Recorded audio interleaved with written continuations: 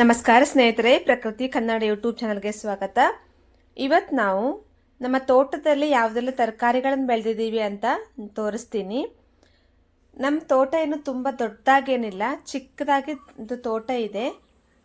ಅದರಲ್ಲಿ ಇವಾಗ ನಾವು ತೆಂಗಿನಕಾಯಿ ಗಿಡ, ಬಾಳೆ ಗಿಡ ಎಲ್ಲ ಹಾಕಿದ್ದೀವಿ. ಅಲ್ಲಿ ನಿಮಗೆ ಕಾಣಿಸ್ತಾ ಇದೆಯಲ್ವ ತೆಂಗಿನ ಗಿಡಗಳೆಲ್ಲ, ಅದನ್ನೆಲ್ಲ ಹಾಕಿ 1 ವರ್ಷ ಆಯ್ತು ಅಷ್ಟೇ. ನಮ್ಮ ಕಡೆ ಏನು ಮಾಡ್ತೀವಂದರೆ, ತೆಂಗಿನಕಾಯಿಯನ್ನು ಬೆದೆ ಬರೆಸ್ಬಿಟ್ಟು ನಂತರ ಒಂದು ಹೊಂಡ ತೆಗೆದು ಅಲ್ಲಿ ನಾವು ಆ ಕಾಯಿನ ಇಡ್ತೀವಿ. ಅದು ಬೆಳೆದು ಇಷ್ಟು ದೊಡ್ಡದಾಗಿತ್ತು. ಇದು ನೋಡಿ ಬೆಂಡೆಕಾಯಿ ಗಿಡ. ಇದು ಬೆಂಡೆಕಾಯಿ ಗಿಡದ ಬೀಜಗಳನ್ನು ನಾವು ಅಂಗಡಿಯಿಂದ ತಂದುಬಿಟ್ಟು ಹೀಗೆ ಬೀಜ ಹಾಕಿ ಗಿಡಗಳನ್ನು ಬೆಳೆಸ್ತೀವಿ. ನಮ್ಮ ತೋಟದಲ್ಲಿ ಏನೇ ಬೆಳೆದಿದ್ರು ಅದೆಲ್ಲ ನಮ್ಮ ಅಪ್ಪನೇ ಬೆಳೆಸಿರೋದು, ನಾವೇನು ಮಾಡೋದಿಲ್ಲ. ಬೆಂಡೆಕಾಯಿ ಗಿಡ ಬೀಜ ಹಾಕುವಾಗ ಸ್ವಲ್ಪ ದೂರ ದೂರ ಹಾಕಿರಬೇಕು. ಇಲ್ಲಿ ನೋಡಿ ಈ ಥರ ತೋರಿಸ್ತೀನಲ್ವ, ಇಷ್ಟು ದೂರ ಹಾಕಿಡಬೇಕು. ಒಂದು ಗಿಡದಿಂದ ಇನ್ನೊಂದು ಗಿಡಕ್ಕೆ ಸ್ವಲ್ಪ ಗ್ಯಾಪ್ ಇರಬೇಕು. ತುಂಬ ಹತ್ತಿರ ಹಾಕಿಬಿಟ್ರೆ ಗಿಡ ಬೆಳೆಯೋಕ್ಕೂ ಪ್ಲೇಸ್ ಇಲ್ಲದೆ ಬೆಂಡೆಕಾಯಿ ಅಷ್ಟೊಂದು ಚೆನ್ನಾಗಿ ಬರೋದಿಲ್ಲ. ಫಸ್ಟ್ ಒನ್ ಹಾಕಿದ್ವಿ ನಾವು, ಅದೊಂದು ಸ್ವಲ್ಪ ಹತ್ತತ್ರ ಹಾಕಿರೋದ್ರಿಂದ ಅಷ್ಟೊಂದು ಗಿಡಗಳಲ್ಲಿ ಬೆಂಡೆಕಾಯಿ ಬಂದಿರಲಿಲ್ಲ. ಇವಾಗ ಸರಿಯಾಗಿ ಹಾಕಿದ್ದೀವಿ. ಇದು ಬಂದು ಗೆಣಸು, ಗೆಣಗಿನ ಗಿಡ ಅಂತೀವಲ್ವ, ಗೆಣಸು ಬೆಳೆಯುತ್ತೆ ಇದರಲ್ಲಿ.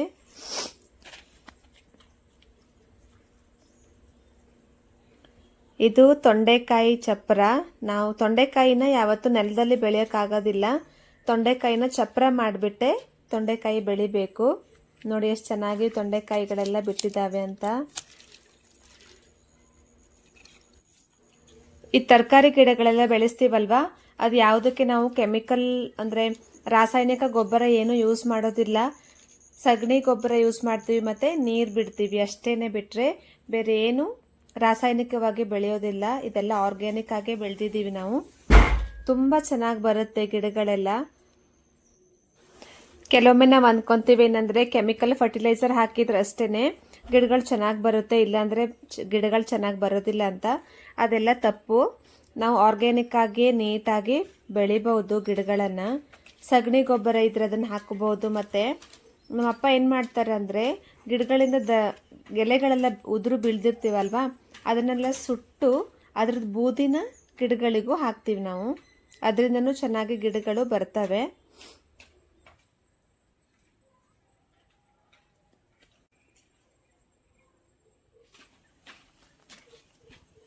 ಈ ಬಳ್ಳಿ ಯಾವುದಂತ ನಿಮ್ಗೆ ಗೊತ್ತಾಗಿದ್ರೆ ಇಮ್ಮಿಡಿಯೇಟ್ ಆಗಿ ನಮ್ಮ ಕಮೆಂಟ್ ಬಾಕ್ಸಲ್ಲಿ ನೀವು ಬರಿಬೋದು.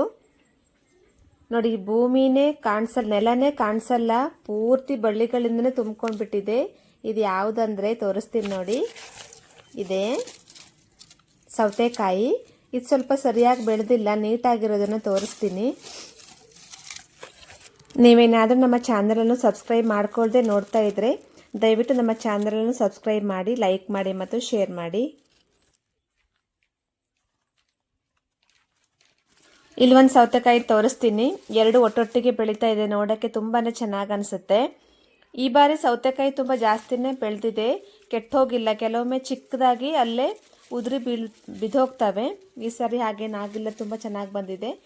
ಈ ಸೌತೆಕಾಯಿ ಸ್ವಲ್ಪ ದೊಡ್ಡದಾಗಿದೆ, ಆದ್ರೂ ಇದು ಕುಯ್ಯಬಾರ್ದು. ಸೌತೆಕಾಯಿ ಯಾವಾಗ ಕಟ್ ಮಾಡಬೇಕಂದ್ರೆ ಯೆಲ್ಲೋ ಕಲರ್ ಬರಬೇಕು, ಡಾರ್ಕ್ ಯೆಲ್ಲೋ ಕಲರ್ ಆದಮೇಲೆ ಅದು ಬಲ್ತಿದೆ ಅಂತ ಅರ್ಥ. ಇದು ನೋಡಿ, ಇಷ್ಟೊಂದು ಹೂ ಬಂದಿದೆ ಬಳ್ಳಿಗಳಲ್ಲಿ. ಇವೆಲ್ಲ ಹೂ ನೆಕ್ಸ್ಟ್ ಕಾಯಿ ಆಗುವಂಥದ್ದು. ಕೆಲವೊಂದು ಕಾಯಿ ಬರಲ್ಲ, ಕೆಲವೊಂದು ಕಾಯಿ ಬರುತ್ತೆ. ನೋಡೋಕ್ಕೆ ತುಂಬ ಖುಷಿಯಾಗುತ್ತೆ ಬಳ್ಳಿಗಳನ್ನು. ಎಷ್ಟು ಚೆನ್ನಾಗಿ ಬೆಳೆದಿದ್ದೆ ನೋಡಿ. ಹಣ್ಣಾಗಿರುವಂಥ ಸೌತೆಕಾಯಿನ ತೋರಿಸ್ತೀನಿ. ಇದನ್ನು ಒಂದು 2 ಅಥವಾ 3 ದಿನದಲ್ಲಿ ತೆಗಿಬೋದು. ನೋಡಿ, ಯೆಲ್ಲೋ ಕಲರ್ ಬಂದಿದೆ. ಇದೊಂದು ವಾರದಲ್ಲಿ ಇದನ್ನು ಕೀಳ್ಬೋದು. ನಮ್ಮನೆಯಲ್ಲಿ 2 ಪಪ್ಪಾಯ ಗಿಡಗಳಿದ್ದಾವೆ. ಯಾವಾಗಲೂ ಒಂದಲ್ಲ ಒಂದು ಗಿಡದಿಂದ ನಾವು ಹಣ್ಣನ್ನು ಕೊಯ್ಕೊಂಡು ತಿಂತಾ ಇರ್ತೀವಿ. ತುಂಬ ರುಚಿಯಾಗಿದೆ ಇದು. ಇಲ್ಲಿ ನಾನು ತೋರಿಸ್ತಾ ಇರೋ ತೆಂಗಿನಕಾಯಿ ಗಿಡ. ಇದನ್ನು ತೆಂಗಿನಕಾಯಿ ಮಾಡೋದಕ್ಕೆ ಆಗೋದಿಲ್ಲ, ಎಳ್ನೀರು ಕುಡಿಯೋದಕ್ಕಷ್ಟೇ. ಇದು ಎಳ್ನೀರಿಗೋಸ್ಕರ ಇದು ಈ ಗಿಡ ನಟ್ಟಿರೋದು. ನೋಡಿ ಎಷ್ಟು ಚಿಕ್ಕದಾಗಿದೆ, ನೆಲದಿಂದ ಇಷ್ಟೇ ಹೈಟಲ್ಲಿರೋದು, ಆದ್ರೂ ತುಂಬಾ ಎಳ್ನೀರು ಬಿಟ್ಟಿದೆ ಇದರಲ್ಲಿ. ಆಲ್ರೆಡಿ ಒಂದು ಎಳ್ನೀರನ್ನು ನಾವು ಮೊದಲೇ ಬೆಳೆದಿದ್ದಲ್ವ, ಅದನ್ನು ದೇವರಿಗೆ ಒಪ್ಪಿಸಿ ಆಗಿದೆ ದೇವರಿಗೆ. ಇದೆಲ್ಲ ಬಿಟ್ಟಿದ್ದನ್ನೆಲ್ಲ ದೊಡ್ಡದಾಗಬೇಕು, ಅದಾದಮೇಲೆ ಎಳ್ನೀರು ಕುಡಿಯೋದು. ಇದನ್ನು ಕಾಯಿಯಾಗಿ ತೆಂಗಿನಕಾಯಿಯಾಗಿ ಯೂಸ್ ಮಾಡೋದಕ್ಕಾಗೋದಿಲ್ಲ, ಅಂದರೆ ಪಲ್ಯಕ್ಕೆಲ್ಲ ಇದನ್ನು ಯೂಸ್ ಮಾಡೋದಕ್ಕಾಗೋದಿಲ್ಲ. ಹಾಗೆಯೇ ಇವತ್ತು ನಾನು ವಿಡಿಯೋ ಮಾಡ್ಕೊಳ್ತಾ ಒಂದಿಷ್ಟು ತರಕಾರಿಗಳನ್ನು ಕಟ್ ಮಾಡ್ಕೊಂಡು ಬಂದಿದ್ದೀನಿ. ಬೆಂಡೆಕಾಯಿ ಮತ್ತು ತೊಂಡೆಕಾಯಿನ ಕಟ್ ಮಾಡ್ಕೊಂಡಿದ್ದೀನಿ. ನನ್ನ ಕೈಯಾರೆ ಕಟ್ ಮಾಡ್ಕೊಂಡು ಬಂದಿರೋದು. ತುಂಬಾ ಬೆಂಡೆಕಾಯಿ ಸಿಕ್ಕಿದೆ. ಇವತ್ತು ಒಂದು ಪಲ್ಯಕ್ಕಾಗುವಷ್ಟು ಬೆಂಡೆಕಾಯಿನ ಮತ್ತು ತೊಂಡೆಕಾಯಿನ ಕಟ್ ಮಾಡ್ಕೊಂಡಿದ್ದೀನಿ. ತುಂಬಾ ಖುಷಿಯಾಯಿತು ಕಟ್ ಮಾಡ್ಕೊಂಡು ಬಂದಿರೋದು. ಇದಿಷ್ಟು ತೊಂಡೆಕಾಯಿ. ಸ್ನೇಹಿತರೆ, ಇವತ್ತಿನ ನಾನು ಮಾಡಿದಂಥ ವಿಡಿಯೋ ನಿಮಗೇನಾದರೂ ಇಷ್ಟವಾದರೆ ನಮ್ಮ ಚಾನಲ್ನ ಸಬ್ಸ್ಕ್ರೈಬ್ ಮಾಡಿ, ಲೈಕ್ ಮಾಡಿ ಮತ್ತು ಶೇರ್ ಮಾಡೋದನ್ನು ಮರಿಬೇಡಿ. ಧನ್ಯವಾದಗಳು.